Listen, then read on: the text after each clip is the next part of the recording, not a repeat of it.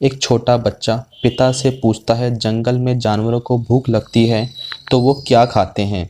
पिता बताते हैं, हर एक बड़ा जानवर छोटे जानवर को खाता है। भगवान ने हर जानवर का पेट भरने के लिए किसी जानवर को बनाया है। जब किसी को भूख लगती है तो किसी की जिंदगी खत्म हो रही होती है। यही जीवन का नियम है।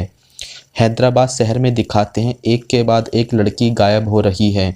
पूरे शहर में दहशत का माहौल है। सीएम वीडियो कॉन्फ्रेंस करके बता रहे हैं, हम सबको जल्दी ही ढूंढ लेंगे। तभी खबर आती है, एक और लड़की गायब हो गई। तब आईजी उन सभी केसों को एसपी आध्या और इंस्पेक्टर अभय को देते हैं। फिर आध्या और अभय का पास्ट दिखाते हैं, जिसमें आध्या अभय के साथ में ट्रेनिंग कर रही है और दोनों को प्यार हो जाता है। फिर किसी की बात पर लड़ाई हो जाती है। आध्या आगे पढ़ाई जारी रखती है, पर अभय इंस्पेक्टर बन के आगे पढ़ाई नहीं करता और आध्या बाद में एसपी बन जाती है। एसपी आध्या किसी और शहर में रहती थी, पर इस केस के लिए उसका ट्रांसफ़र हैदराबाद होता है। अब वो दोनों ही इस केस में साथ में काम करते हैं। आध्या खोई हुई लड़कियों के फ़ोन ट्रेस करवाती है। उनका लॉगिन एक दुकान में दिखाता है। जब वहां जाते हैं, पता चलता है एक आदमी फ़ोन बेचकर गया था। उस आदमी का पता करते हैं तो उसका लिंक कार्तिक हॉस्पिटल्स में मिलता है। आध्या और अभय कार्तिक हॉस्पिटल के कंप्यूटर सर्वे को हैक करते हैं और सारी मेल चेक करते हैं, जिसमें पता चलता है बड़े पैमाने पर वो लीवर, किडनी, दिल सब बेच रहे हैं और हॉस्पिटल को ये सब बोया नाम का एक गुंडा दे रहा था, जो काला बंडा में रहता है, जहां कोई भी नहीं जा सकता। वहां नए लोगों को अंदर जाने नहीं देते और जो चला गया उसको जान से मार देते हैं। जब भी वहां कोई पुलिस वाला गया, जिंदा वापस नहीं आया। पर अभय कहता है, मैं वहां जाऊंगा। अभय वहां काला भंडा के एक बच्चे के साथ जाता है। उसके परिवार में किसी को ठीक करने के लिए वो डॉक्टर के भेष में जाता है। वहीं बच्चों के साथ क्रिकेट खेलता है। जब उसे एक घर में शक होता है तो वो बॉल उस घर में मार देता है। बॉल में कैमरा लगा होता है। घर के अंदर बहुत सारी लड़कियां मरी हुई और जिंदा भी दिखती हैं, जो कैमरे में दिख जाती है। अभय उन लड़कियों को बचाने घर में घुस जाता है। तभी वहां काला बंडा के बहुत सारे गुंडे आ जाते हैं, जिनसे अभय अकेला ही लड़ता है। वहां बोया भी आ जाता है। अभय और बोया आपस में लड़ रहे होते हैं। तब वहां बहुत ज़्यादा पुलिस फोर्स आ जाती है, जो बोया और उनके सभी गुंडों को पकड़ लेती है। सबको लगता है केस ख़त्म हो गया। तभी दिखाते हैं एक बुढ़ा और एक छोटा बच्चा एक रेड रंग की साड़ी वाली लड़की को ले जाते हैं। सुबह आध्या को फ़ोन आता है, एक और लड़की गायब हो जाती है। जो हमने काला भंडा से लड़कियां बचाई हैं, वो सब दूसरे शहरों की हैं। जिन सबको हम ढूंढ रहे हैं वो उनमें नहीं हैं। मतलब हमारा केस अभी ख़त्म नहीं हुआ। वो कोई और ही है जो इन सबको मार रहा है। आध्या उन मिसिंग लड़कियों की फाइल दोबारा पढ़ती है तो एक कॉमन चीज़ मिलती है। जब जब लड़की गायब हुई, उन्होंने रेड रंग का कुछ पहना था। पुलिस एक जाल बिछाती है। सभी लेडीज़ पुलिस रेड कपड़े में अलग अलग जगह रात को घूमती है, ताकि उन पे हमला हो और उन पे नज़र रखे पुलिस उसको पकड़ ले। हफ्ता भर ऐसा ही सब चलता है, पर कोई हमला नहीं होता। जब ये आइडिया काम नहीं करता तो पुलिस घूमना बंद कर देती है। पर अगले ही दिन एक पुलिस वाली गायब हो जाती है, जिसने सबके सामने ब्लू जैकेट पहनी थी, और अकेले में वो जैकेट उल्टी करके पहनती है, जो अंदर से रेड होती है, जिसका वो ध्यान नहीं देती। और कुछ देर बाद रात में उस पर हमला हो जाता है और पुलिस वाली गायब हो जाती है। आध्या उसी जगह जाती है जहाँ से पुलिस वाली गायब हुई थी। वहाँ आध्या को एक लकड़ी का मास्क मिलता है, जिससे उसकी बचपन की यादें ताज़ा हो जाती है कि जब उसके पिताजी पुलिस में थे, उनको भी ऐसा मास्क मिला था। उसके बाद वो गायब हो गए।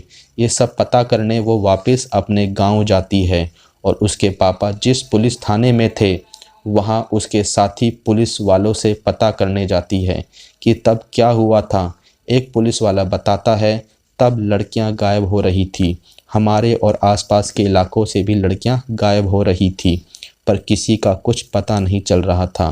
केरला का पूरा इलाका जंगल से भरा हुआ था। आद्या, तुम्हारे पिताजी उस सब की जांच कर रहे थे। एक दिन जब तुम्हारे पिताजी और मैं जंगल में घूम रहे थे, वहाँ हमारी बाइक खराब हो जाती है कि तभी हमें एक छोटी सी झोपड़ी दिखाई देती है। जब उसमें जाके हम देखते हैं तो एक बूढ़ा आदमी होता है जो बताता है मुझे कुछ नहीं दिखता।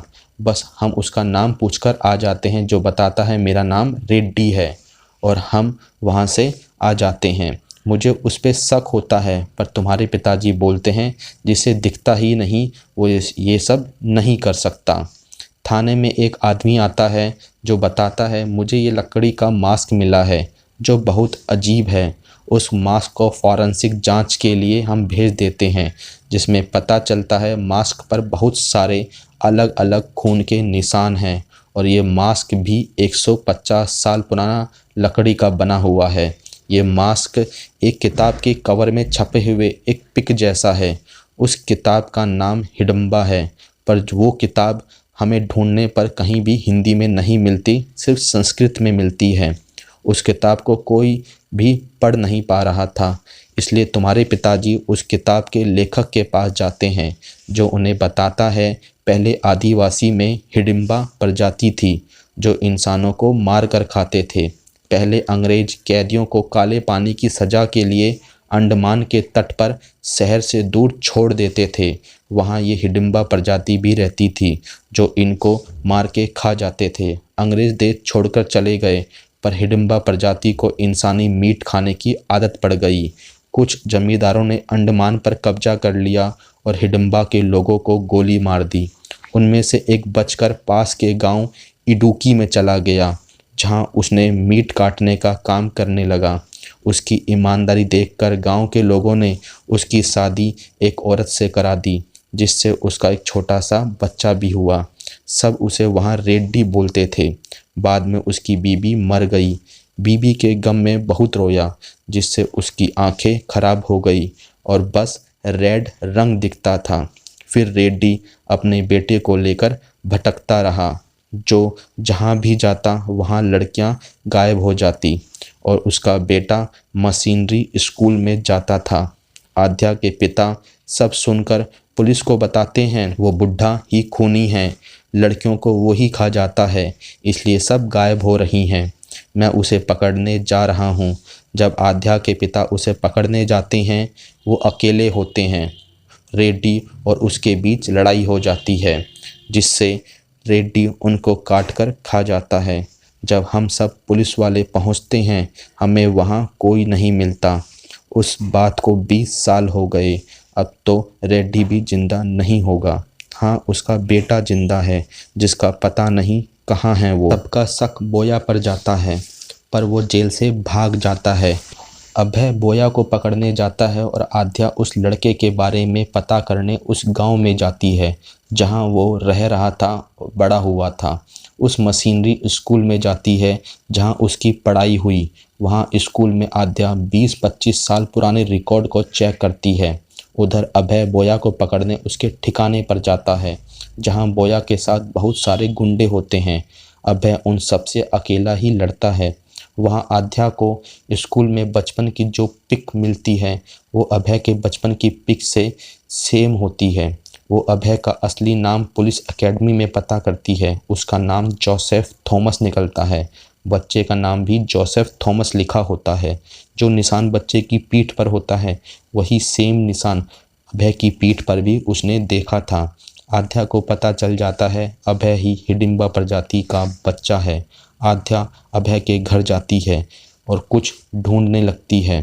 तभी आद्या को वहाँ उस पुलिस वाली दिव्या लड़की उल्टी लटकी हुई मिलती है कि तभी वहाँ पे अभय आ जाता है। आद्या अभय को बताती है मुझे सब पता चल गया कि तुम ही उस हिडिंबा जाति के आखिरी इंसान हो और तुम ही सब लड़कियों को मार के खा रहे हो।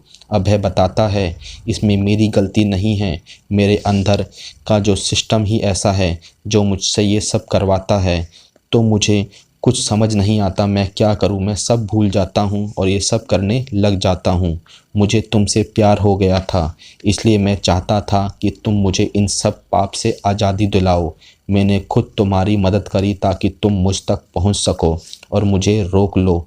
अब तुम अपना प्यार निभाओ और मुझे आज़ाद कर दो। आद्या अभय को गोली मार देती है। दोस्तों, आपको ये मूवी कैसी लगी कमेंट करके ज़रूर बताना। मैं नई नई मूवी के ट्रेलर और कहानी के रिव्यू लाता रहूँगा। अच्छी अच्छी मूवी के बारे में आपको बताता रहूँगा।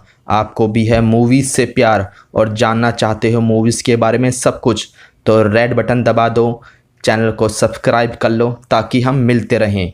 बेल आइकन को दबाना मत भूलना दोस्तों। Thank you.